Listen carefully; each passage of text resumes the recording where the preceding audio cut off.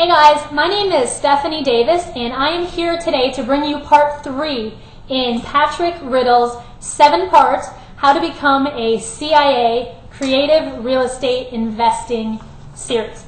If you haven't checked out parts 1 and 2 yet, I would hit pause on this video and go back and check out the first 2 parts of this series.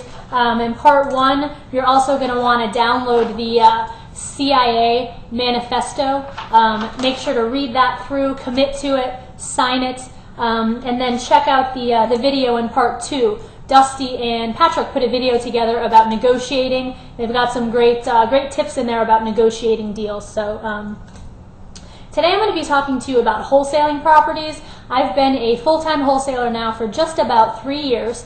When I got started, I was a bartender. I was broke, living shift to shift. I had crappy credit. I had no money saved up. I knew I wanted to get into real estate investing, so I started doing some research, and I discovered that you could get started in wholesaling even if you don't have a lot of money and if you have bad credit.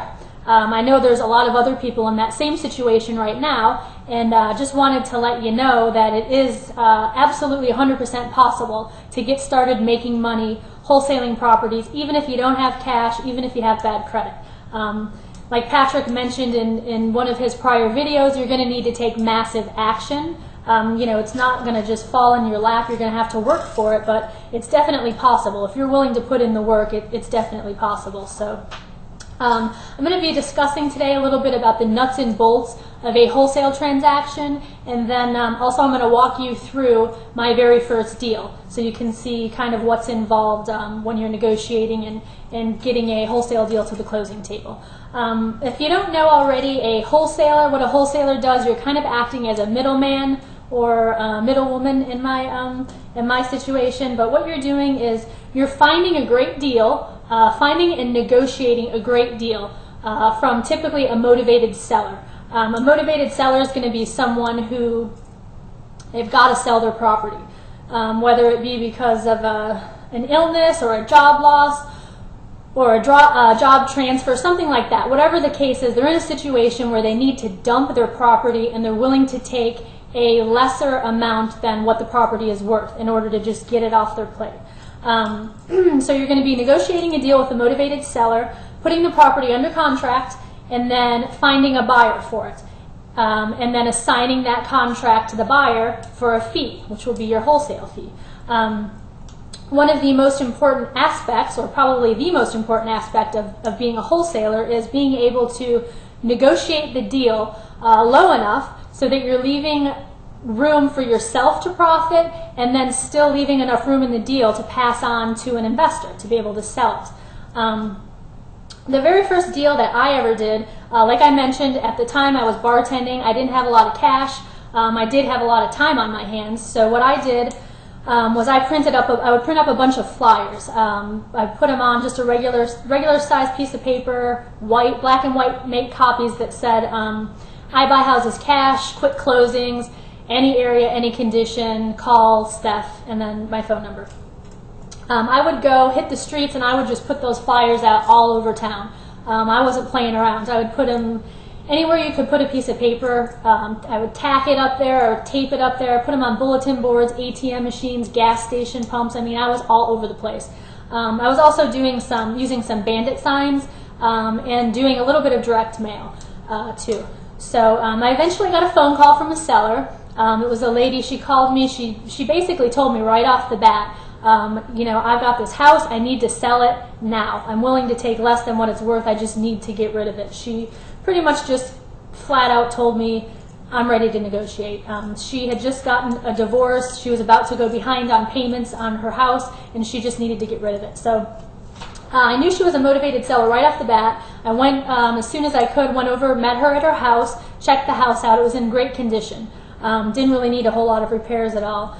Sat down at the table with her, talked with her a little bit about her situation. She was very emotional at the time, really in a bad spot. She really needed to get this house sold. So her initial asking price was $99,000. I had done my research before I went over to the house. I ran the comparable sales. just to see what properties were selling for, what investment properties were selling for in the area, and I felt fairly comfortable that if I got the property under contract at $87,000 or less, that I would be able to make some money. So she was asking $99,000. My initial offer was $80,000. Probably should have started out offering lower, but I was just getting started. I wanted to get my first deal, so I was kind of afraid to insult her. But she told me, I offered $80,000. She told me, I'll get back to you tomorrow. 3 days, I believe, went by. I finally heard from her on the third day. She called and said, I'll take $90,000 for it. So she dropped $10,000 right off the bat. We eventually ended up settling at, we went back and forth and eventually agreed on $85,000. So I went and signed the contract with her. I gave her a $10 deposit. That's all I put down was $10. And then got the property under contract, and then I immediately started to market the living crap out of it. I put ads on Craigslist. I put bandit signs. I bought some blank signs and I put them out in the neighborhood. I went to a couple RIA meetings. I printed up flyers and brought them there. I ended up, after a couple of days, I got an email from an ad I had on Craigslist. It was actually another wholesaler who was also, he did some rehabs as well. He had just sold a property right up the street from this one. He rehabbed it, sold it, made some money, so he was definitely interested in this property. He initially, I was asking $85,000. He initially offered $86,000, which I almost took because I was just, even at that point, $1,000 to me was just, I was over the moon to be making $1,000. It was more money than I had ever made at one time ever in my life. So I ended up kind of sticking to my guns, did a little bit of negotiating, and ended up getting $87,000 for it. So I met him at Starbucks the next day. We signed an assignment of contract agreement, which was basically just a one-page document that says that I'm assigning all of my rights in the purchase contract with the seller. I'm assigning them to my end buyer for a fee, which was $2,000. I then took that assignment agreement along with the initial contract, brought them to my title company, and then 2 weeks later I went to my title company and picked up my check for $2,000. Now $2,000 isn't a slam dunk deal by any means, but I'll never forget walking out of the title company that day. I remember just sitting in my car and looking at the check and going, holy crap, I can't believe I just made $2,000 for the amount of work that I did. I mean, I probably had 3 days of work, just going and negotiating with the seller, putting it under contract, and then marketing it, and that was really all that I did. So I was absolutely ecstatic. So got my $2,000, and once I cashed that check, I knew that wholesaling was the niche that I wanted to work in. So I just wanted to say to you guys, if you're having doubts about whether or not it can be done, if you think you have to have a lot of money in your bank account, if you think you have to have great credit, you don't. It's entirely possible if you're willing to put in the work that's necessary to start doing deals.